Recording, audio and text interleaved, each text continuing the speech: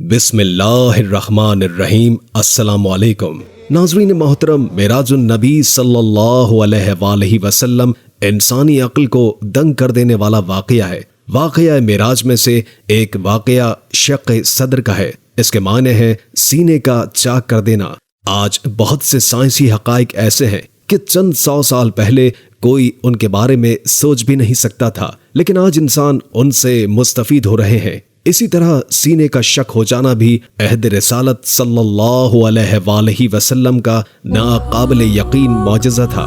کوئی یہ تصور نہیں کر سکتا تھا کہ سینہ چاک کیا جائے، دل کو سینے سے باہر نکالا جائے، زمزم سے دھو کر دوبارہ سینے میں رکھ دیا جائے، پھر بھی انسان زندہ رہے، خون بھی نہ بہے، مگر سید المرسلین صلی اللہ علیہ وآلہ وسلم کی حیات مبارکہ میں اس کے بارے میں روایات موجود ہیں۔ نبی کریم صلی اللہ علیہ وآلہ وسلم کے سینے مبارک کو چاک کر کے آپ کے دل کو دھویا گیا۔ یہ واقعہ روایات کی روشنی میں 4 مرتبہ ہوا ہے۔ نمبر 1، جب عمر مبارکہ 4 سال کچھ ماہ تھے۔ نمبر 2، جب عمر مبارکہ 10 سال کچھ ماہ تھے۔ نمبر 3، نبوت ملنے سے کچھ پہلے۔ اور نمبر 4، واقعہ معراج پر جانے سے قبل حتیم میں 4 سال کی عمر میں شق صدر۔ حضرت انس رضی اللہ تعالی عنہ سے روایت ہے کہ رسول کریم صلی اللہ علیہ وآلہ وسلم اپنے بچپن میں جب دائی حلیمہ کے پاس تھے تو اس کا یہ واقعہ ہے۔ ایک دن آپ صلی اللہ علیہ وآلہ وسلم بچوں کے ساتھ کھیل رہے تھے کہ حضرت جبریل علیہ السلام آئے اور آپ صلی اللہ علیہ وآلہ وسلم کو پکڑ کر چت لٹا دیا۔ پھر انہوں نے آپ صلی اللہ علیہ وآلہ وسلم کے سینے کو دل کے قریب سے چاک کیا اور آپ کے دل میں سے بستہ خون کا ایک سیاہ ٹکڑا نکال لیا کہ یہ تمہارے جسم کے اندر شیطان کا حصہ ہے۔ اگر یہ ٹکڑا تمہارے جسم میں یوں ہی رہنے دیا جاتا تو شیطان کو اس کے ذریعے تم پر قابو پانے کا موقع ملتا رہتا۔ اس کے بعد انہوں نے آپ صلی اللہ علیہ وآلہ وسلم کے دل کو ایک سونے کی لگن میں زمزم کے پانی سے دھویا اور پھر دل کو اس کی جگہ پر رکھ کر سینہ مبارک کو اوپر سے برابر کر دیا۔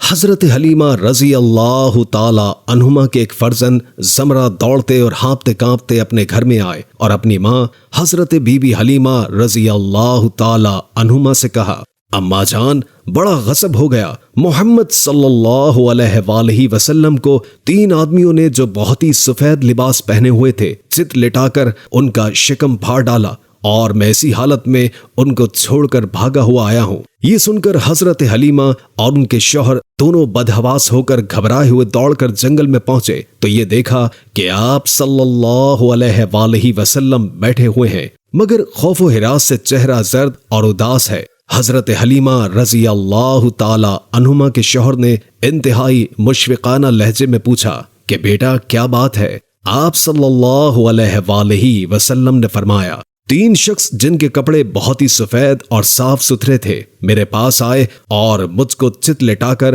میرا شکم چاک کر کے اس میں سے کوئی چیز باہر نکال کر پھینک دی اور پھر کوئی چیز میرے شکم میں ڈال کر شکاف کو سی دیا، لیکن مجھے ذرہ برابر بھی کوئی تکلیف نہیں ہوئی۔ یہ واقعہ سن کر حضرت حلیمہ رضی اللہ تعالی عنہما اور ان کے شوہر دونوں بے حد گھبرائے اور شوہر نے کہا کہ حلیمہ، مجھے ڈر ہے کہ ان کے اوپر شاید کچھ آسیب کا اثر ہے، لہٰذا بہت جلد تم ان کو ان کے گھر والوں کے پاس چھوڑاؤ۔ اس کے بعد حضرت حلیمہ آپ کو لے کے مکہ مکرمہ آ گئیں، کیونکہ انہیں اس واقعے سے یہ خوف پیدا ہو گیا تھا کہ شاید ہم کما حقہ ان کی حفاظت نہیں کر سکیں گے۔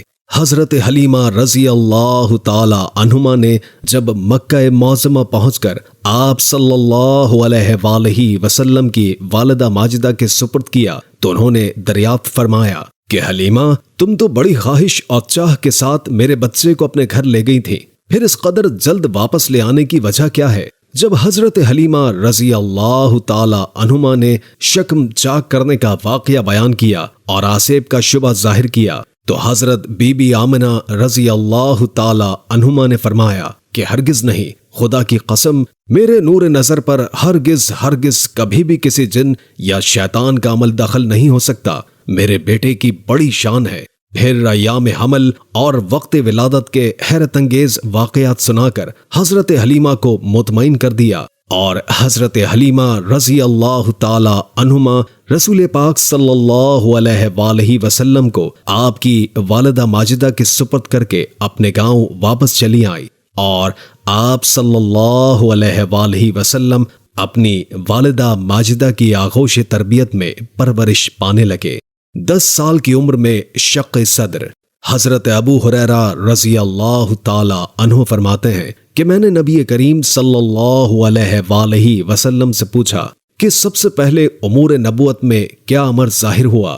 نبی کریم صلی اللہ علیہ وآلہ وسلم نے ارشاد فرمایا کہ میں 10 سال کی عمر میں صحرا میں تھا کہ میں نے اوپر کی جانب ایک آواز سنی، 2 فرشتے میرے سر پر آئے، ایک کہنے لگا یہی ہمارا مطلب ہے، دوسرے نے کہا ہاں، وہ دونوں بڑے خوش شکل، بڑے معطر اور خوش لباس تھے۔ پھر انہوں نے اس طرح میرے ہاتھ پکڑے کہ مجھے کچھ پتا ہی نہیں چلا، پھر انہوں نے بلا تشدد مجھے زمین پر لٹا دیا اور میرا سینہ چاک کیا کہ نہ خون نکلا اور نہ ہی کوئی تکلیف محسوس ہوئی۔ ایک نے اپنے ساتھی سے کہا کہ سینے سے حسد اور کینہ نکال لیجئے، تو اس نے خون کا لوتھڑا سا نکال کر پھینک دیا، تو دوسرے ساتھی نے کہا کہ حسد اور کینے کی جگہ آپ کے سینے مبارک میں رحمت و شفقت رکھ دیجئے، چنانچہ اس نے کوئی چیز میرے سینے پر چھڑک دی۔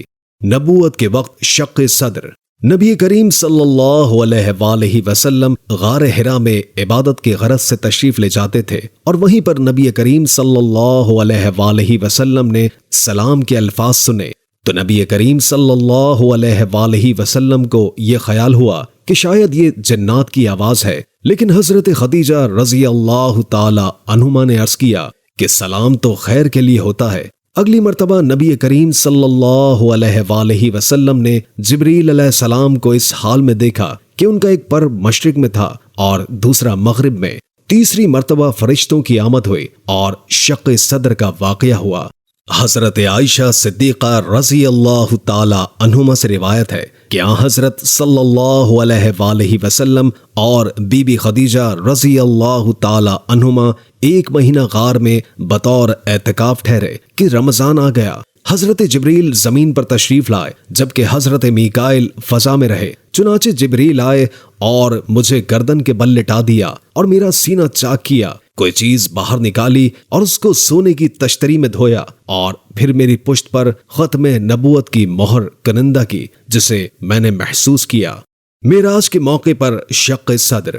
نبی کریم صلی اللہ علیہ وآلہ وسلم کو گھر سے حتیم لایا گیا اور وہاں پر آپ کے سینہ مبارک کو چاک کر کے زمزم کے پانی سے دھویا گیا۔ جس رات نبی کریم صلی اللہ علیہ وآلہ وسلم کو خانہ کعبہ سے معراج کروائی گئی تو آپ صلی اللہ علیہ وآلہ وسلم کی طرف وحی آنے سے پہلے 3 افراد حاضر بارگاہ ہوئے اور آپ صلی اللہ علیہ وآلہ وسلم مسجد حرام میں آرام فرما رہے تھے۔ ان فرشتوں نے آپ صلی اللہ علیہ وآلہ وسلم سے کوئی بات نہیں کی، یہاں تک کہ آپ کو اٹھا کر چاہے زمزم کے پاس لے گئے اور آپ کو وہیں رکھ دیا۔ ان میں سے جبریل علیہ السلام نے یہ کام سنبھالا کہ گلے سے دل کے نیچے تک سینہ مبارک کو چاک کر دیا، یہاں تک کہ سینہ مبارک اور شکم اطہر کو خالی کر دیا، پھر اپنے ہاتھ سے زمزم کے ساتھ اسے دھویا، یہاں تک کہ شکم مبارک کو صاف کر دیا۔ پھر سونے کا ایک تشت لایا گیا، اس میں سنہری نور تھا